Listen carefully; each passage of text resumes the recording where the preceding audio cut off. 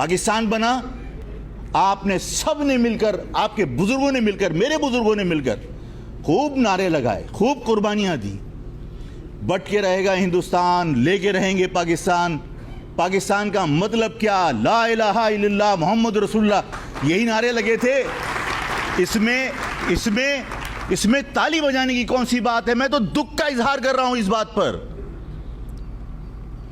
کہ ہمارے بزرگوں نے یہی نعرے لگائے تھے، ہمارے بزرگوں نے قربانیاں دی تھیں.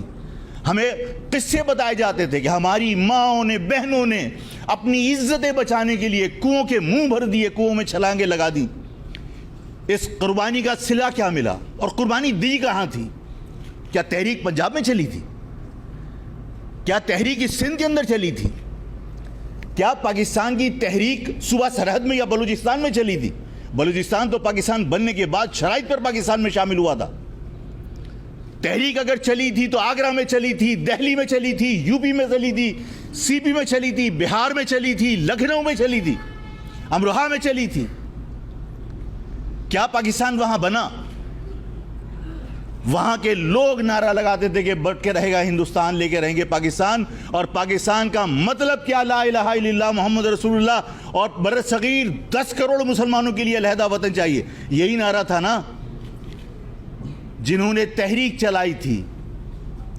قائد اعظم کا فرض کیا بنتا تھا کہ جب تک تحریک چلانے والا ایک مسلمان بھی بھارت میں موجود ہے، اس کے لیے پاکستان کے دروازے کبھی بند نہیں ہوں گے.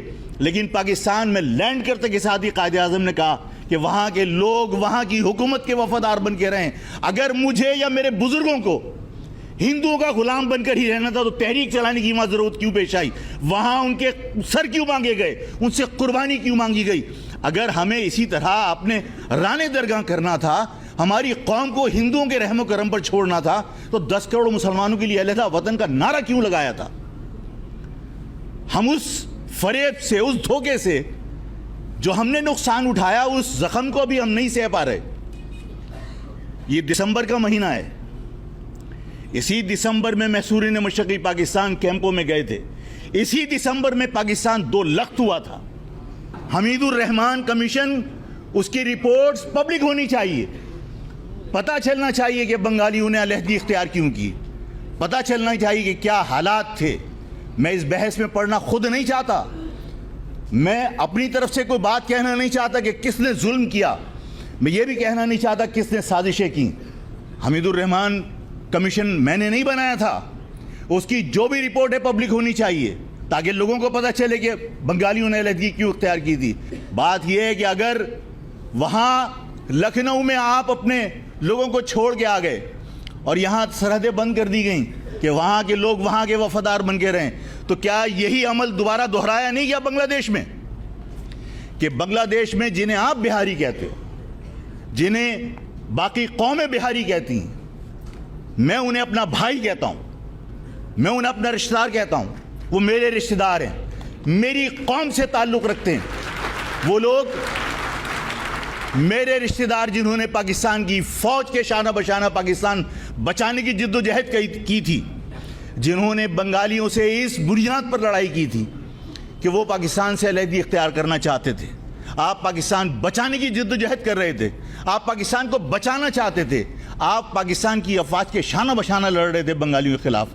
حقیقت ہے ہم سب سنتے چلے آ رہے ہیں تحریکوں کے اندر کہ کیا کیا ہوتا رہا. بنگلہ دیش کے اندر جتنے لوگ جو اردو بولنے والے تھے پاکستان بچانے کے لیے پاکستان کی افواج کے ساتھ لڑ رہے تھے. ہمارے لوگوں کی قربانیوں کا آج کوئی اس بات کا اظہار نہیں کرتا کہ پاکستان بنانے والوں کی قربانیاں پاکستان کے لیے کیا ہیں. آج ہر شخص ہم پہ شک کرتا ہے. آج ہر شخص اس پاکستان کے اندر ہمیں شک کی نگاہ سے دیکھتا ہے. ہمارے رویے اگر ترش ہیں تو اس لیے کہ ہمیں بار بار دھوکہ دیا. بنگلہ دیش کے اندر وہ لوگ جنہوں نے پاکستان کی افواج کے شانہ بشانہ پاکستان بچانے کی جد و جہد کی، نہیں بچ سکا پاکستان. میں اس بحث میں نہیں جانا چاہتا کہ کیا ہوا تھا. میں اس بحث میں جانا نہیں چاہتا کہ قصوروار پاکستان کی افواج تھیں. میں اس بحث میں جانا نہیں چاہتا کہ ذوالفقار علی بھٹو نے کوئی سازش کی تھی. میں اس بحث میں بھی جانا نہیں چاہتا کہ بنگالیوں نے کسی بھارت کے کہنے پر یہ تحریک چلائی تھی. پاکستان نہیں بچا، بنگلہ دیش بن گیا. لیکن جنہوں نے پورے دل کے ساتھ، جنہوں نے پورے خلوص کے ساتھ پاکستان کی افواج کے ساتھ پاکستان بچانے کی جد و جہد کی تھی، पाकिस्तान की फौज वापस आ सकती है तो वो लोग जो फी सबीलिल्लाह लड़ रहे थे अपनी कौम को बचाने के लिए, अपने मुल्क को बचाने के लिए, वो वापस क्यों नहीं आ सकते? आज भी रेड क्रॉस के कैंपों के अंदर जानवरों की तरह वो लोग जिंदगी बसर कर रहे हैं। सिंधी लिखता था, बिहारी न खपन, बिहारी न खपन। लाखों अफगानी इस शहर के अंदर आकर कारोबार कर सकता है। वो लोग जो इस पाकिस्तान की मईशत पर बोझ बनने की बजाय इस पाकिस्तान की मईशत का सहारा बन सकते थे, सिर्फ इस बुनियाद पर कि वो उर्दू बोलने वाले लोग हैं। आज भी 66 कैंपों में, रेड क्रॉस के 66 कैंपों में कसमापुर से की ज़िंदगी गुजार रहे हैं। आज इन तमाम तल्ख हक़ाइक़ के बाद कि वहाँ पर आपने हज़ारों मील से दूर से जाने वाले पंजाब के लोगों की मदद करके मुकामी लोगों से लड़ाई की थी, वो लोग वापस आ गए। मुकामी लोगों से लड़ाई करने के बाद फिर दोबारा तुम्हारी गवर्नमेंट ने, इस पाकिस्तान की गवर्नमेंट ने उन महसूरीन मशरक़ी पाकिस्तान से कहा कि बंगालियों के वफ़ादार बनकर रहे हैं, उन्हें यहाँ नहीं लाया जा सकता। अगर बंगालियों का वफ़ादार ही बनना था तो फिर उनसे पूछता हूँ, क्यों उनसे आपने मदद मांगी? क्यों उनको कुर्बानी का बकरा बनाया? क्यों उनको पाकिस्तान की बचाने की जंग के अंदर आपने आग में धकेल दिया? और अगर उन्होंने आपके लिए कुर्बानियाँ दी थीं तो क्या ये एहसान फरामोशी नहीं है कि जिन्होंने कुर्बानियाँ दी उन्हें आप ये मशवरा दे रहे हो कि वो बंगालियों के वफ़ादार बन गए रहें? जिन बंगालियों से वो लड़े थे, जिन बंगालियों को उन्होंने आपके कहने पर मारा था, आज उनके वफ़ादार बनकर वो वहाँ कैसे रह सकते हैं?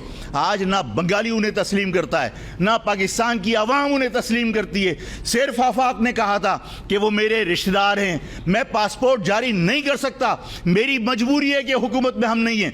लेकिन मैंने कहा था कि अगर पाकिस्तान की गवर्नमेंट ये समझती है कि वो पाकिस्तान की मईशत पर बोझ बनेंगे, आफाक दोबारा अपने इस बात को दोहराता है कि आप पासपोर्ट जारी कीजिए, आने से लेकर यहाँ बसाने तक का एक एक रुपया आफाक भीख मांगकर पूरा करेगा, लेकिन उसके लिए हम तैयार हैं। मैं आपसे जो अर्ज कर रहा हूं, मेरे लखनऊ के अंदर लोग फंस गए, अमरोहा में लोग फंस गए, आगरा में लोग फंस गए, ये कहकर उन्हें वहां का वफादार बनने के लिए कहा गया कि अब पाकिस्तान में जो भी आएगा वो हिंदुस्तान का पासपोर्ट लेकर आएगा और वहां के वफादार बन के रहो। एक धोखे के बाद दूसरा धोखा कि पाकिस्तान बचाने की जिद्दोजहद कर रहे हैं, पाकिस्तान की अफवाज के आगे आगे चल के लड़ रहे हैं, नहर में से पानी नहीं पीने दे रहे। पहले हम पी लें कि बंगालियों ने इसमें जहर तो नहीं मिला दिया। गली से बाहर निकल रहे हैं तो पहले हम निकल जाएं, ऐसा ना हो कि तुम निकलो कैसे गोली चल जाए। अगर गोली लगनी है तो हमारे सीने पे लगे। हम पाकिस्तान की अफवाज को बचाने के लिए वहां लड़ रहे हैं। आज सब मर्द शहीद हो गए, औरतें बची, मासूम बच्चियां बची, मासूम बच्चे बचे, आज वो भी बूढ़े होने को आ गए। सब रेड क्रॉस के कैंपों में जानवरों की तरह जिंदगी बसर कर रहे हैं। उनके लिए आवाज कौन उठाएगा?